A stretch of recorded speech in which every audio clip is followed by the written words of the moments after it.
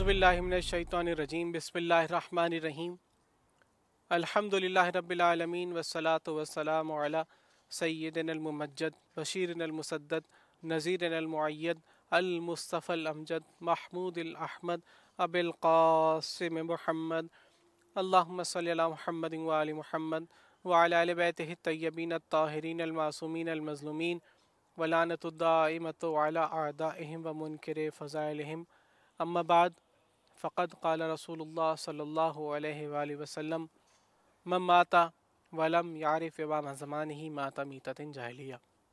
रसूल अकरम सल्लल्लाहु अलैहि वसल्लम का ये कौल मुबारक आप फरमाते हैं कि जो शख्स अपने ज़माने के इमाम की मारिफत के बग़ैर इस दुनिया से रुखसत हुआ वो शख्स जाहिलियत की मौत मरा।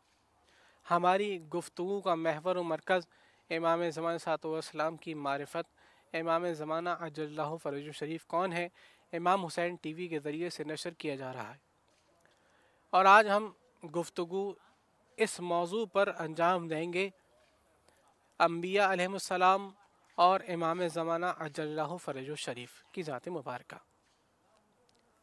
हमारे सामने एक रिवायत कि जो मोहम्मद इब्न मुस्लिम ने इमाम मोहम्मद बाक़र अलैहिस्सलातु वस्सलाम से नकल की कि जिस रिवायत के अंदर मोहम्मद इब्न मुस्लिम ने इमाम ज़मान सल्लल्लाहु अलैहि वसल्लम के मुतालिक सवाल किया, और इस मौके पर कि जब सवाल करने वाला मोहम्मद इब्न मुस्लिम जैसा शख्स है तो अब जवाब देने वाली शख्सियत एक ऐसी शख्सियत कि जो मोहम्मद बाक़र अलैहिस्सलातु वस्सलाम, ये मोहम्मद इब्न मुस्लिम कौन है कि ये उन रावियान में है कि जिन रावियान ने उलूम मोहम्मद वाले मोहम्मद को ज़माने के सामने आश्कार किया।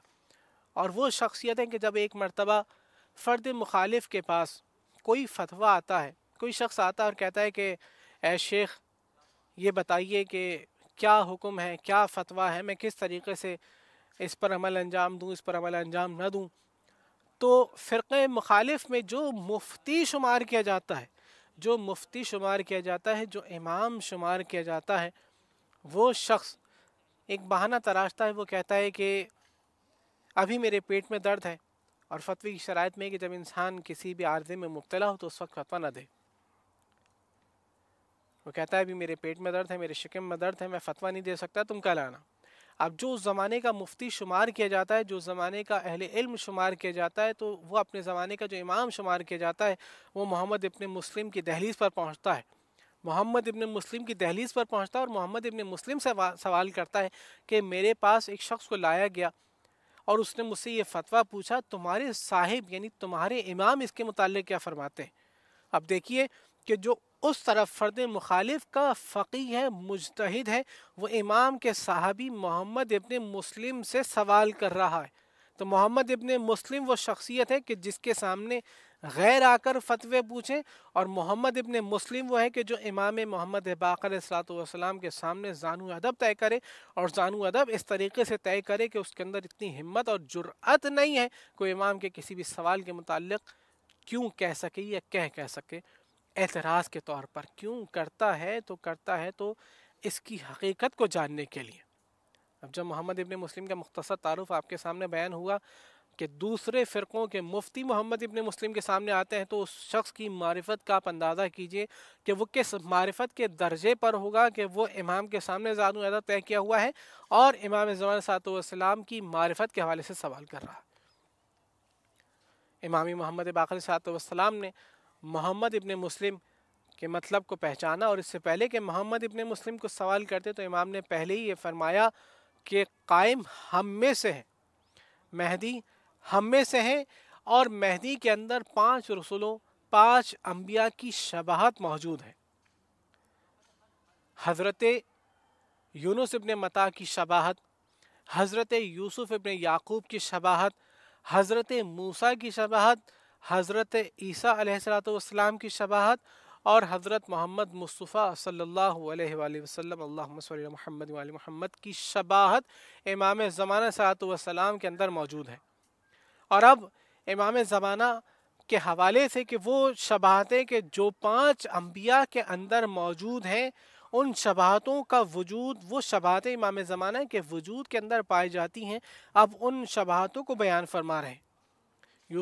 यूनुस इब्न मता وہ پیغمبر کہ جو جب تبلیغ کے لیے نکلے ان کی قوم نے انکار کیا، کشتی میں سوار ہوئے اور ایک مرتبہ قرآن ڈالا گیا. جب قرآن ڈالا گیا تو ان کے نام پہ قرآن نکلا اور ان کو دریا کے حوالے کر دیا گیا. مچھلی نے ان کو اپنی شکم میں لے لیا. مچھلی ساتھ ساتھ چل رہی ہے اور اس مچھلی کے اندر حضرت یونس زندہ ہیں. ابھی وجہ شبات کو آپ کے سامنے بیان نہیں کر رہا، حضرت یونس کے حوالے سے آپ کے سامنے بیان کر رہا ہوں کہ حضرت یونس اس مچھلی کے اندر موجود ہیں، حجت خدا ہیں، اور حضرت یونس کو مچھلی لے کے جا رہی ہے.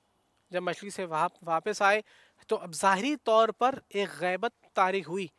تو بس ایسی شباہت کے حوالے سے امام فرماتے ہیں کہ جس طریقے سے یونس پلٹے ہیں غیبت سے، بالکل امام زمانہ اسی طریقے سے غیبت سے باہر آئیں گے اور کبیر سن ہونے کے باوجود ایک جوان کی حیثیت سے لوگوں کے سامنے آیا ہوں گے. حضرت یوسف سے شباہت کیسی ہے؟ ایسی شباہت ہے کہ حضرت یوسف کی شخصیت لوگوں کے سامنے موجود ہے، لیکن اس کے باوجود حضرت یوسف اپنے بھائیوں سے، اپنے اہل و عیال سے، اپنے والد سے پوشیدہ ہیں، اور اس وقت تک پوشیدہ ہیں جب تک حضرت یوسف خود اپنا تعارف نہ کروا دیں. کہ پوچھنے والے نے پوچھا انت یوسف، کیا تم ہی میرے بھائی ہو؟ اس وقت حضرت یوسف نے اپنا تعارف کروایا. اور اس کے بعد حضرت امام زمانہ اور حضرت موسیٰ کی شباہت ایسی ہے کہ حضرت موسیٰ کے زمان میں خوف ہے. حضرت موسیٰ کے چاہنے والوں پر ظلم و ستم کو روا رکھا گیا اور اتنا ظلم و ستم ہوا کہ ان کے چاہنے والے تھک گئے اور پروردگار عالم نے حضرت موسیٰ کو اس نے ظہور عطا کیا. بالکل اسی طریقے سے کہ امام کے چاہنے والے زمانے غیبت کے اندر ظلم و جور برداشت کر رہے ہیں، پروردگار عالم حکم دے گا امام زمانہ کو اور امام زمانہ پردہ غیبت سے ظاہر ہو جائیں گے. حضرت عیسیٰ سے شباہت کیسی ہے کہ حضرت عیسیٰ کے حوالے جس طرح سے اقوال ملتے ہیں، کوئی حضرت عیسیٰ کی ولادت کا قائل ہے، کوئی حضرت عیسیٰ کی ولادت کا منکر ہے، کوئی حضرت عیسیٰ کے مصلوب ہونے کا قائل ہے. بالکل اسی طریقے سے اقوال ملتے ہیں. کوئی امام زمانہ کے وجود کا قائل ہے، کوئی امام زمانہ کے وجود کا منکر ہوتا ہوا نظر آتا ہے اور مختلف اقوال کو پیش کرتا ہوا نظر آتا ہے. اور پھر رسول اکرم سے شباہت کیسی؟ اپنے جد نانا رسول اللہ سے شباہت کیسی؟ ایسی شباہت ہے کہ جب آئیں گے تو تلوار ان کے ہاتھ میں ہوں گی اور اس تلوار کے ذریعے سے وہ انتقام لیں گے، اللہ اور اس کے رسول کے دشمنوں کو فنار کریں گے. دعا ہے خدا سے، خدا بحق محمد و آل محمد اپنی آخری حجت کے ظہور میں تعجیل فرما اور ہمیں ان کے انصار و اعوان میں شمار فرما. ربنا تقبل منا انک انت السمیع العلیم بجائے محمد و آلہ الطاهرین.